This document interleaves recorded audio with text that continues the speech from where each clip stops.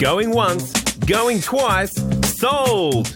You're listening to The Property Pod, an accessible and easy way to get into or help understand the goings-on of the property market.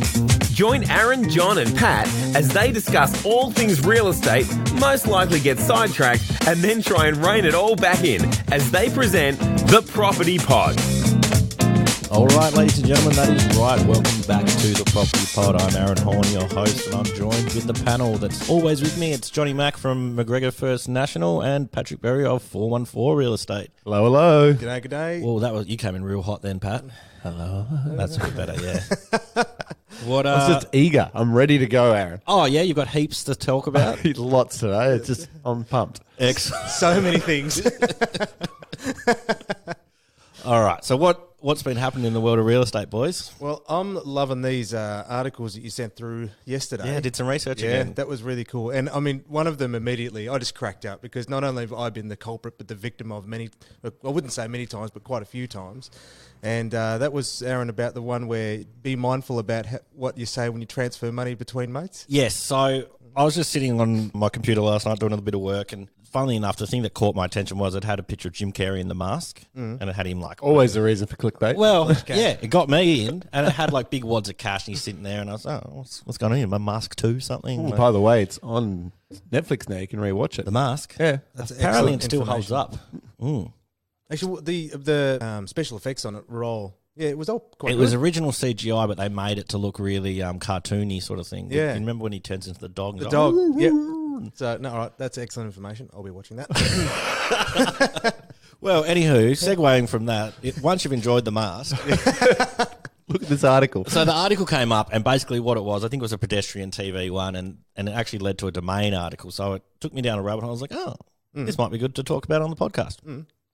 But the headline said, when sending cash to your mates with labels like pingers, with the S's in the money words, that could ruin your home loan applications. Yeah, right. And I was like, I never would have thought of something like this. Thinking it through, yeah. Well, because I was just saying to Pat off air that, or maybe I was saying it to you off air, my partner, every time she sends money to a friend, she just says Elton John tickets. No matter the amount. She'll literally just type in $40, Elton John tickets, $5, Elton John tickets. So that's just her go-to. They know what it means. It literally just means this is the money I owe you. Yeah. But when you look into the article, it starts kind of saying when you're trying to apply for a home loan, things like this can be a red flag and it might stop you from being approved. Well, there was one of them where it said, I think one guy the reference was a person who'd gone to the pub with his mates, and I'm assuming there's probably he does a shout, then you pay your money back. But because it's like a religious transaction, he wasn't probably using Elton John tickets. No, they're just, excuse me, sir. Could you please explain the extension? That statement, please. Well, yeah, like without getting explicit on us, some of the examples they use are $20 transfer as heaven, or rusty spoons, or my favourite, Warwick Kappa weekender.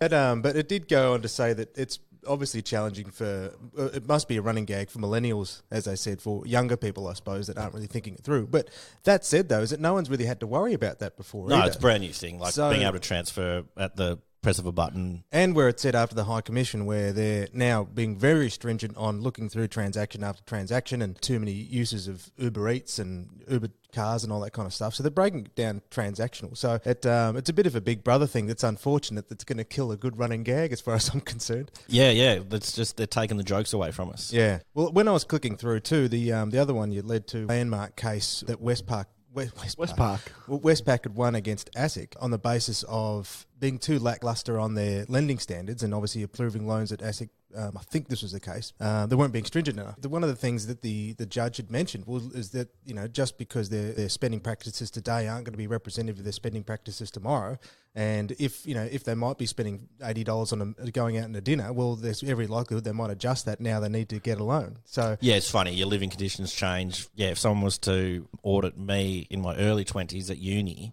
they'd be like, "How are you affording to go to the saloon bar every Wednesday night when you're eating mee-goreng noodles every night for dinner?" Yeah, exactly. Round-the-clock beers. There's that as well. Yep. There was like a 50-cent beer deal as well at some other pub when I was up there once. It only lasted a few weeks. I reckon RSA No, they closed down. There wasn't a lot of profit in that, was it?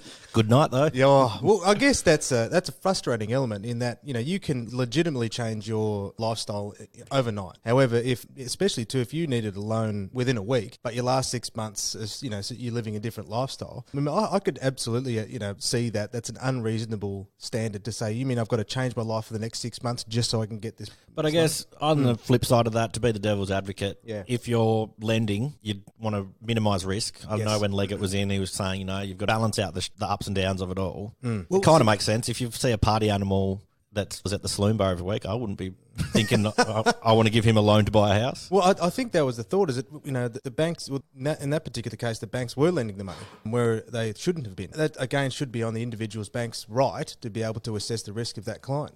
I don't know.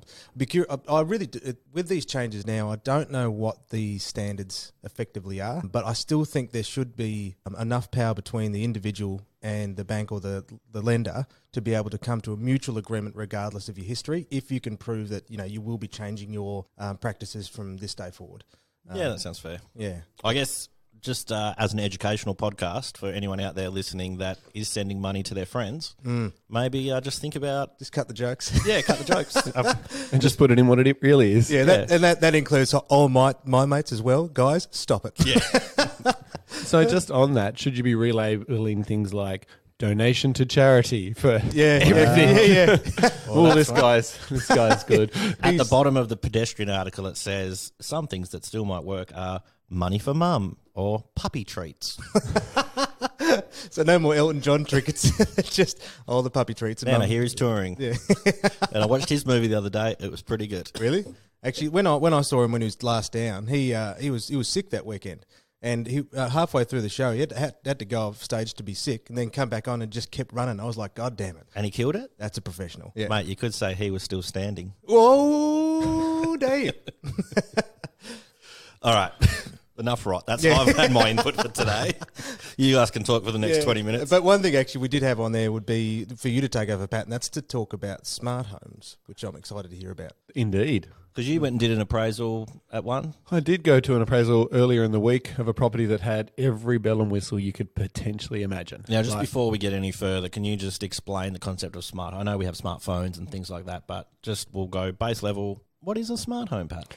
So it's using technology to connect different parts of your house together so that they integrate with each other and work together to be able to make your life easier. I guess if I had to explain it in simple term. That sounds like a great idea for technology, but that never seems to be the case. Oh, in our house, we've started playing with a smart home in our place, and it's Patrick, really smooth. Abby, hey. Didn't you say that? Yelling at it all the time. So, yeah, you're right. Technology still has a bit of time to go, but hey. Didn't you say, like it recognises your voice, your kid's voice, but it doesn't recognise Abby's voice? Yeah, so to give people background, we've got Google Home in our house, and my 2-year-old can get it to turn a light off and on, but my wife would just keep going, hey, Google, hey, Google, hey, Google, and it just ignores her. I put it to you that you've programmed Google to not listen to Abby. Yeah. God, that would be good if you could do that. Hey, Siri, don't listen to my wife. She's crazy. No, but I guess the appraisal I went to last week, it was interesting because, like I said, it had every bell and whistle, and it's amazing to see what you can do. Yeah. But I guess for the average person, that's not a reality to go fit out a complete home with every bell and whistle. And just the sheer expense would have been astronomical to do what this guy had done in his place.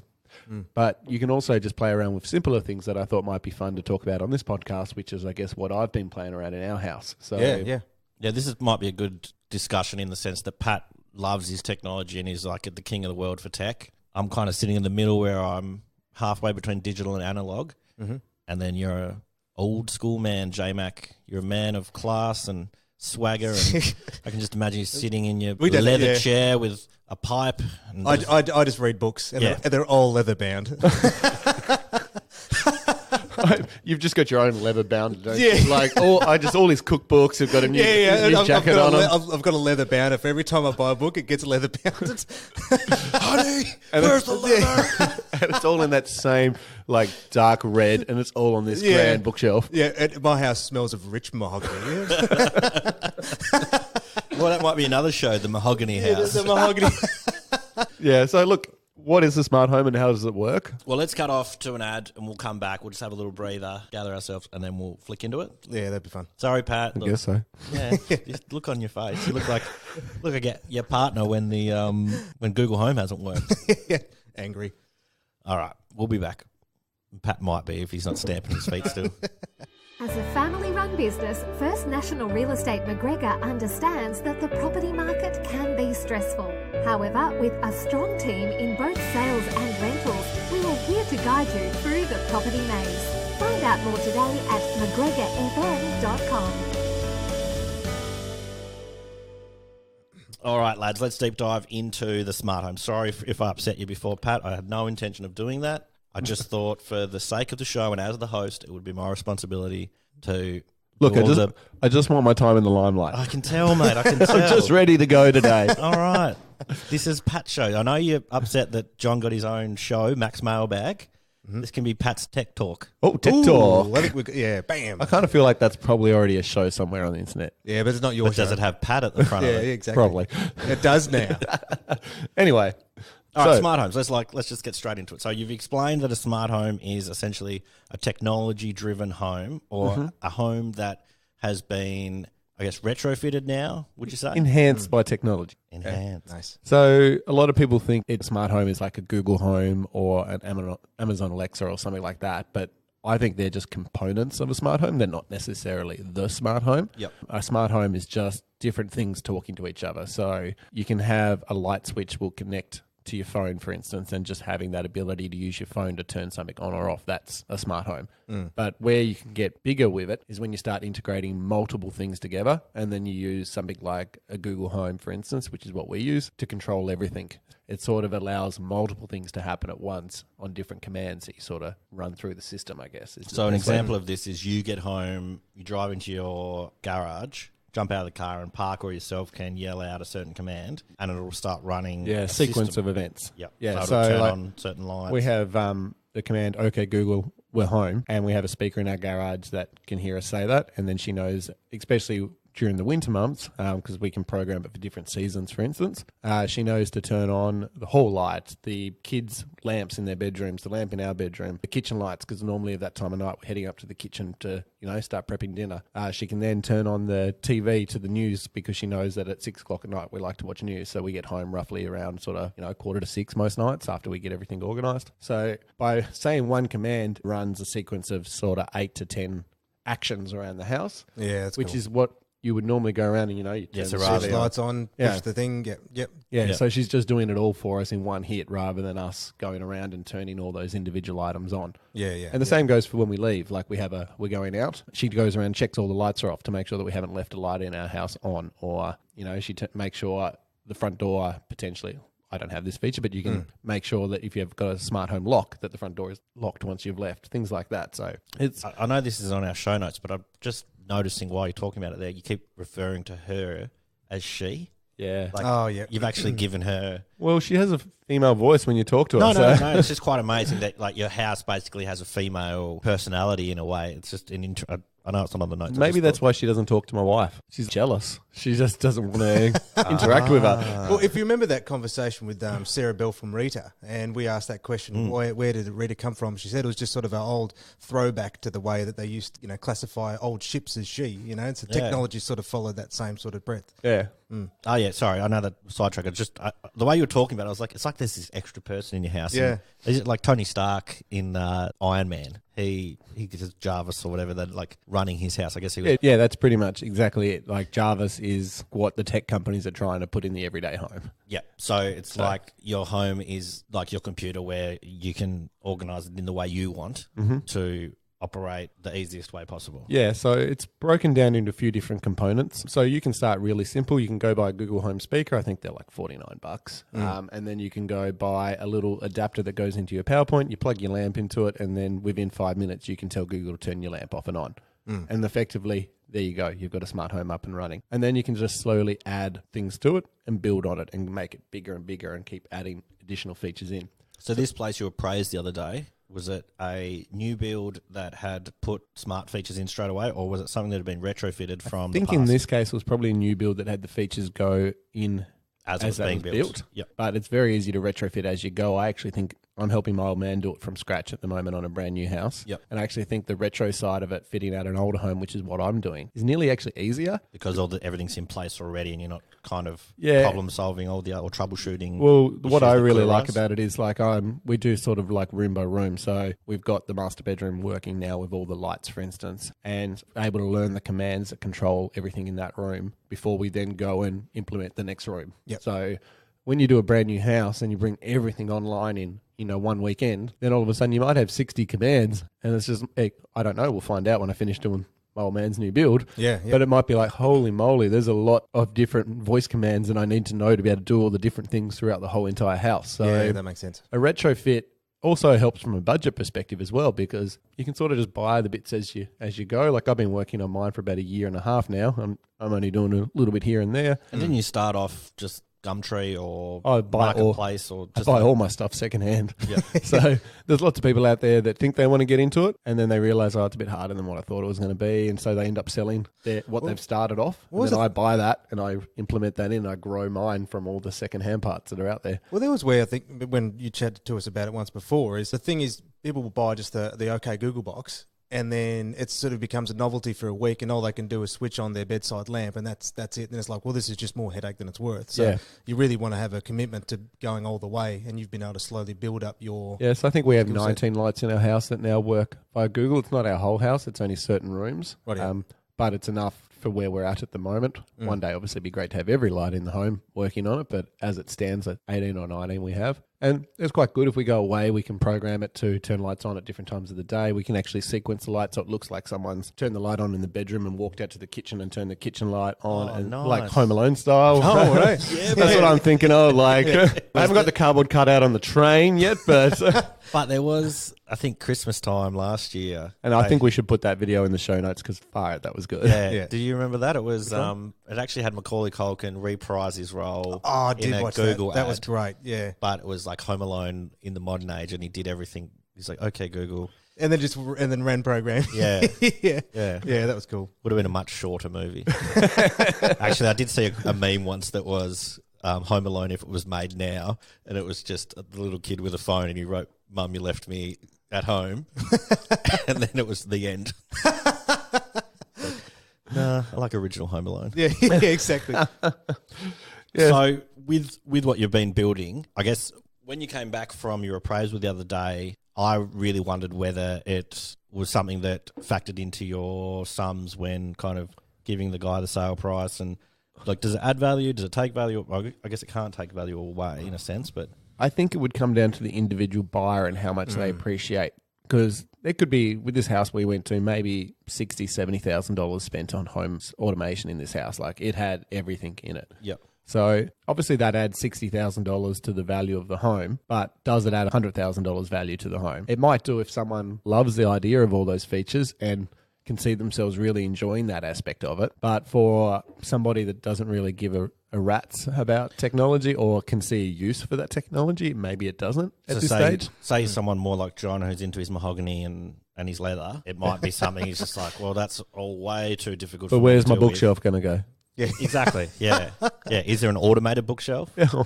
it will be soon. But what you guys don't know is that if you pull the right book, the bookcase slides across. Oh, please tell me there's like a secret gin bar or whiskey lounge in there. You'll never know because you're too busy with your tech. No, see, this is it. I reckon we'd find it pretty easy as because we'd just see the cigar smoke oozing out between the cracks. Oh, John, you in the cigar room? No, wait, oh, damn it!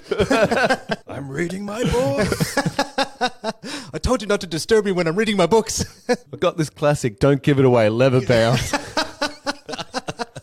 We'll put that in the show notes too. Yeah. Limited release.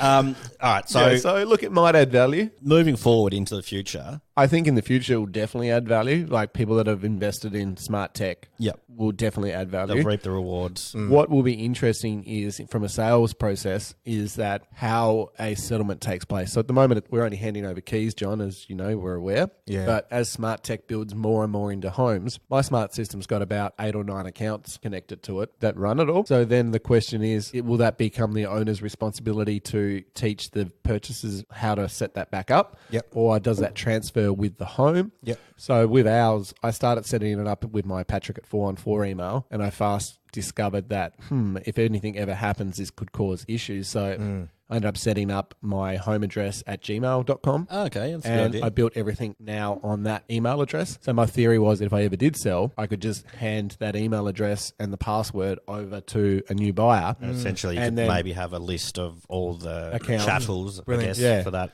So that way I don't have to disconnect my account from the entire house and then try to rebuild it for somebody else. It's the way I've set it up. But I'm thinking at it from a real estate perspective as well, where most people probably wouldn't. So most people probably just set it up as marketsmith.com or whatever, Yep. where I went and looked at it from, well, if I ever sold, this is going to be a pain in the backside to rip apart and to take with me. So it needs to stay with the home, and it would be, a unique selling feature of the home. Yeah. How do I make it? Well, I guess if anybody out there is listening to this and they're contemplating going into it, that's one piece of Potentially- advice. That Potentially set up a generic email address that belongs to the home. Yep. Yeah, I think Like, great idea. there's so many free ones out there, and especially going Amazon or Google. I've only ever used Google's system. I've never used Amazon, so I hear they're both really good. For me, I use Google Phones. I use Google at work, so it made more sense to go down that route.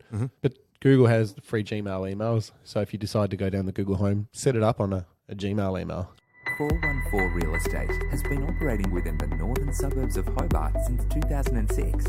With their innovative approach to marketing and managing your property, they have all your property needs covered. Find out more by visiting them today at 414.com.au.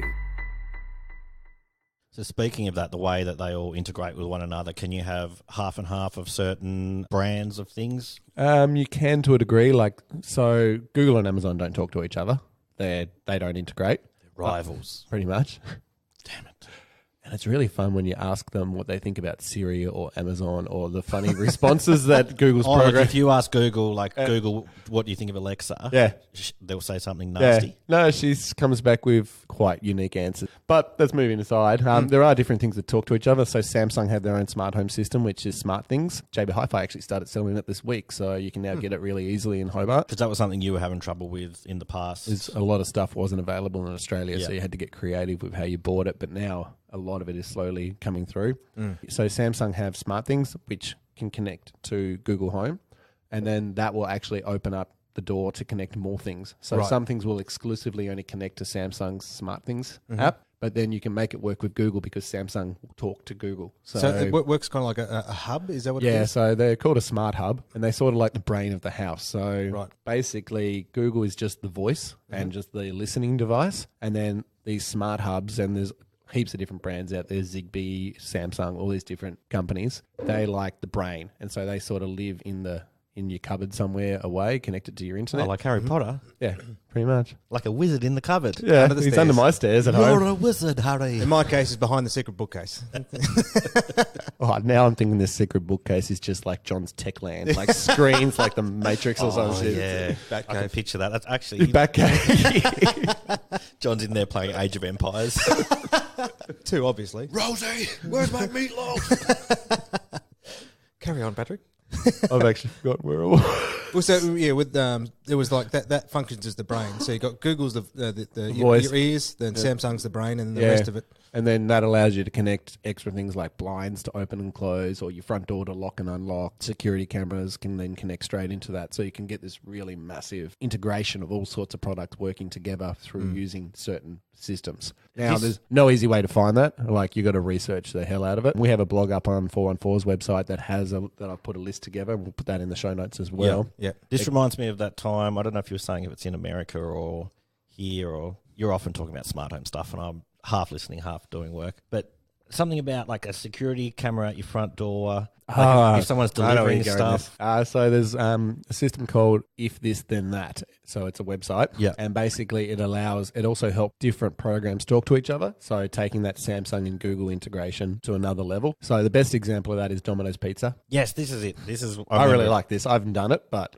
So to give you a background, we'll step back a bit. We were talking about light globes earlier, how you can turn them off and on. Yep. There's a particular brand, Philips Hue, quite popular. Bunnings sell them. They're little light globes you can put in and they connect and can turn off and on, change colours. So you can like make your room turn purple, pink, blue, whatever you want. But you can actually install a outdoor Philips Hue light, connect it to your smart home so that it's talking to the internet effectively. Once it's talking to the internet, you can use if this then that, which is this website, and you can then connect that to your Domino's app on your phone.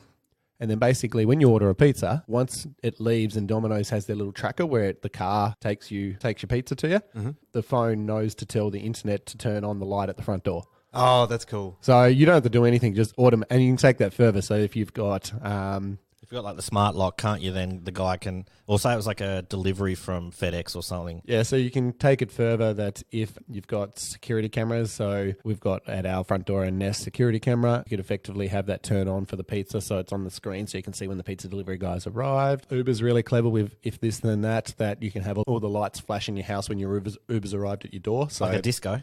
Yeah.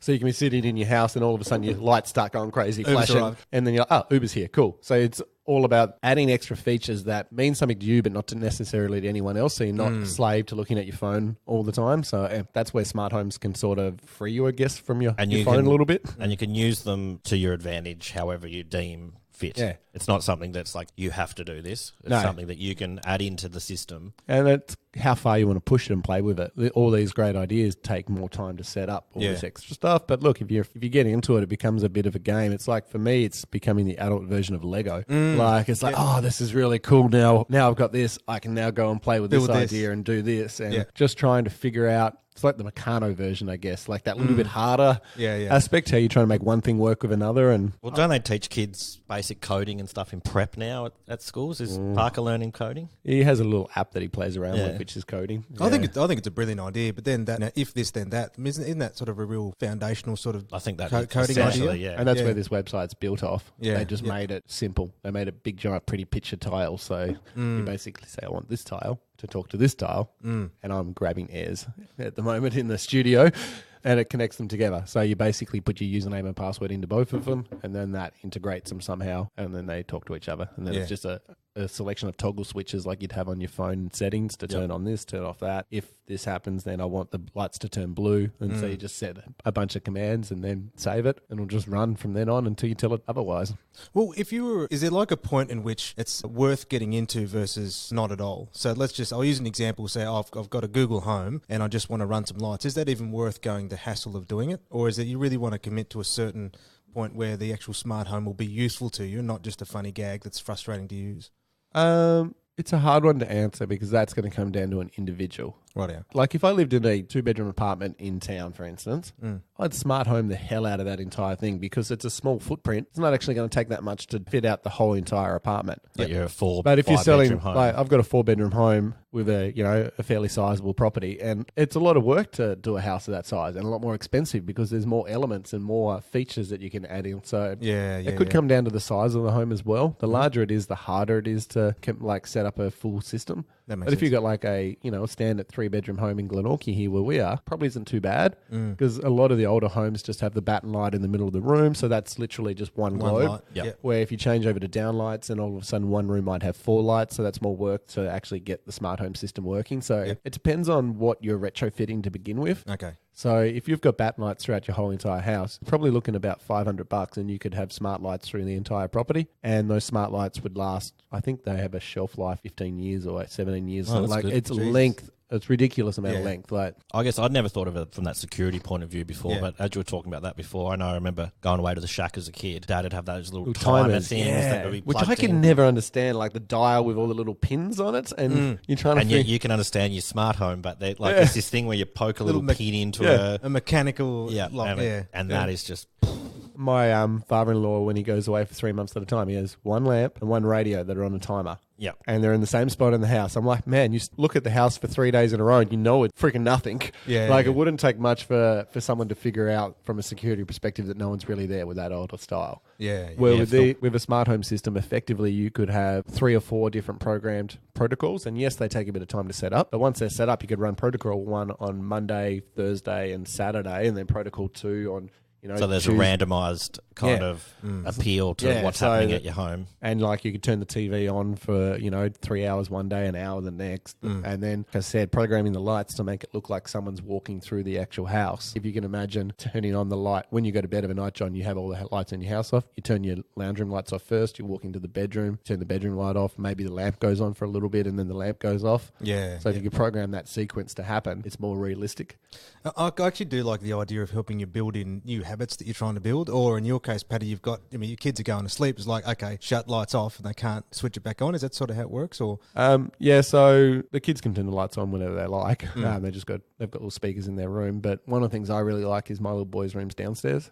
Nighttime, he gets freaked out about going down there in the dark. Oh, yeah. So we can just, in the kitchen, say, turn on Parker's lights and boom, they turn on. And then he's happy to go down there and get whatever he needs. So that ability of not having to walk down there with him to turn on a light because he's too scared to go down the stairs can be removed just by... Just fun little added bits like that. Yeah, like at our house, it's silly. My girl goes to sleep with a purple light and my little boy goes to sleep with this gold light in their room. Like they change their lights every couple of days. Like it hurts my eyes, but they love it. They love their coloured rooms. So I just, when you were chatting before, the first, I just had this thought run through my mind where down the track, rather than saying, look, I know you really want to paint your room blue, just don't. Just get a smart globe, and then you can have it blue if you want. Yeah. And then when you're done with it, just change your mind. Yeah, so just keep the walls neutral. And just add the colour through the light. Add the colour through the light. Yeah. Well, that's where it's going though. Like Philips Hue have just brought out lights that screw onto the back of your TV, and they actually connect in via. So they connect to the home so that they can be controlled just randomly like normal. However, you can actually program them into the TV so they will actually pick up on the mood of the show you're watching. So if you're watching Breaking Bad or something, it'll change the colour scheme to match the intensity of the show. So if you're watching a horror movie, it adds a red glow, for instance, out.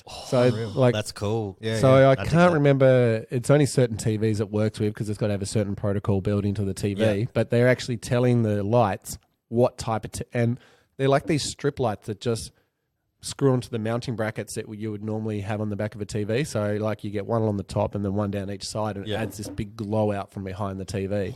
What if it's working for gaming as well, so you can plug it into your computer and use it for like when you're playing video games. That's kind of cool. But what if the movie director found out that the Philips Hue was giving out the wrong colour? It's like they've spent all their life becoming master directors of creating, tense mood, and then all of a sudden the thing just throws out the wrong colour. It's like, what are you doing to my film? I don't know. But like this is where stuff's going, and it could be really cool in the future of how you can integrate stuff and how you can change the way you feel about things. Yeah.